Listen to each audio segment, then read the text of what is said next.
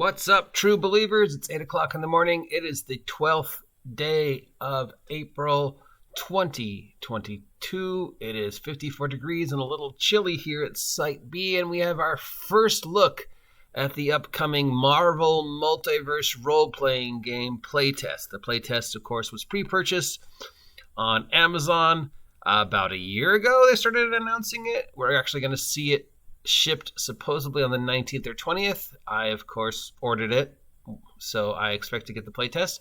It'll be interesting to see what a published playtest of over almost 200 pages will look like compared to, say, a normal playtest. We have some information on it, including a first look at the core mechanics. This is what we know so far. It will be released using the new 616 system. The 616 system uses 3d6s. If you roll a 1 on there's two normal dice and one Marvel dice. Sounds similar to the wild dice from Star Wars. If you roll a 1 on the Marvel dice, you get a fantastic result and something happens. If you get a 6 on both of the other dice, or a 616 result, that's the ultimate fantastic roll, which is even better. So a 1 on the Marvel dice is a critical, but a 6 on the other two dice is a critical. That makes no sense, but okay. I mean, yeah, so you want to get 616 to be clever because the MCU takes place in Universe 616, but that seems sort of a counterproductive system. 2 dice high, 1 dice low. Is there any other system that does something like that? I mean, it's unique, it's different. I don't know of any other systems that does 1 dice high and the other 2 low. GURPS, I think, was all low was the best. D6 Star Wars, all high was the best. Powered by the Apocalypse, all high is the best. I'm trying to think of other D6 systems. My D6 system, all high is the best. Yeah, so 2 high, 1 low. I don't know. It could work. It would be puff. The only problem I see with that is it's sort of counterintuitive, and it would be tough remembering, because you need 1 6, 1 1, and 1 6 to get the ultimate critical. But what about if I get triple sixes? Because a 1 on the wild dice is good, but a 6 on the wild dice is therefore bad? I don't know. Okay, so the core mechanics are, the only time the DM will ask you to do an action check is if you're actually doing something. Other than that, the system just sort of assumes you succeeds.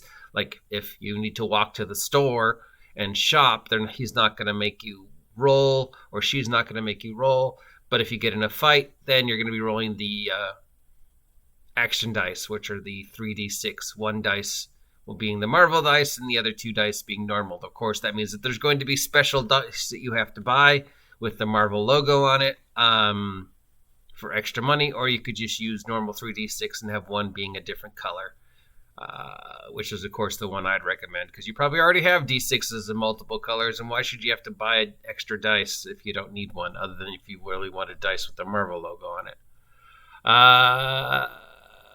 The stats are might, agility, resilience, vigilance, ego, and logic, which spells out Marvel. Cute. Here's the character record sheet. So Spider-Man is rank 10. I don't know what that means. He's a polymath. That's a word, right? That means somebody can speak every language, right? No. Polymath.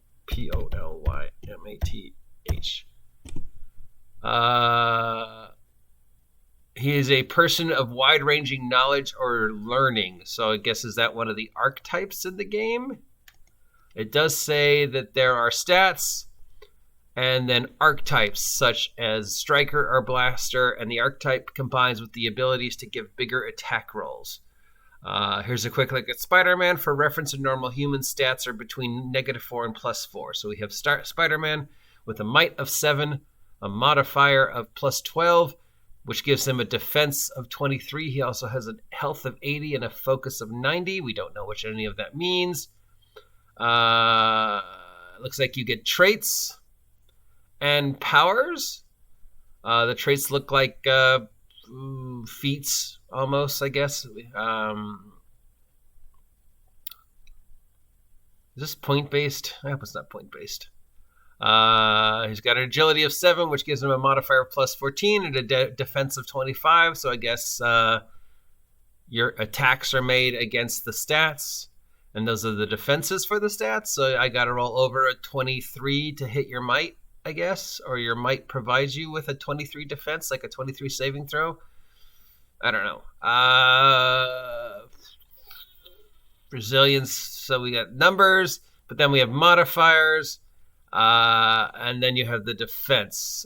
We have so he's got different speeds. He's got his fight damage of 3d6 plus 14 plus 5. So that plus 14 is coming from the agility, but I don't know where that plus 5 is coming from. Then it must be just innate of his fight damage.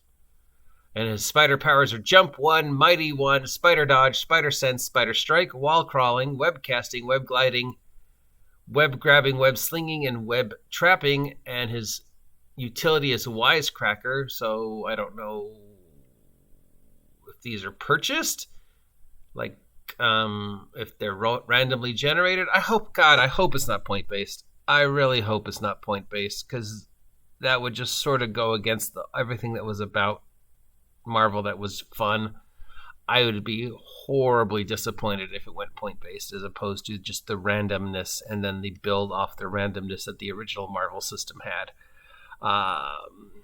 Because part of the fun of FASERIP was the randomness, and the colors and the words. So taking that away and making it dice-based is already sort of ruining it. Because, I don't want to roll a 3d6 plus 14 range damage. I want to roll an excellent range damage. That's just was what made Marvel FASERIP Marvel. So we got traits down here. Down here. Can you see him? Then we have his powers over here, the utility over here. Then we got these stats and these modifiers over here. We've got his focus and his health up here. Focus, I don't know what that is. Health, obvious what that is. We got these weird defense numbers, 3d6, 616 being the highest, the best you can get. So am I trying to roll under 23 or over 23? I'm rolling 3d6 and adding this modifier to get something, and then, I don't know. We've got initiative speed, climb speed, jump speed, swinging speed, fight damage, rage damage, and then karma as well. At least that's a leftover from the original Star Marvel. Over here, karma, you see it? Hopefully karma will work like it worked originally. Work like it worked. Yeah, that's a word. Work like it worked in the original FASERIP Marvel. Obviously, you get rewarded karma for doing cool, heroic, awesomely heroic stuff, but you lose karma for doing bad, murder, hobo stuff. And the more karma you have, you can spend karma to pull off really incredible stunts and pull yourself out of impossible situations. The crushing walls, and it looks there's no escape, but you spend some karma to pull out some, ridiculous bat, spider, utility belt stuff to somehow escape from the impossible to escape crushing walls. Rank 10, is that his level? Polymath, I guess, is his archetype. And then we have his comic book-like biography, his traits. It's Marvel, so I've already purchased the playtest, but I don't want to be disappointed. And already I'm seeing things about this that I'm like, why does this need to be 300 pages or whatever it is? And I appreciate the cleverness. I appreciate the homage to FASERIP with the stats. I appreciate somebody trying to do something different with dice. I'm hoping there are rules to make your own character in addition to playing just classic Marvel. I'm hoping there's an explanation for some of this.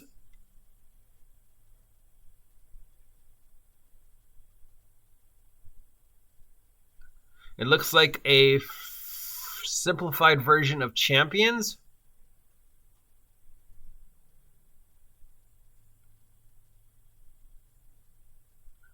It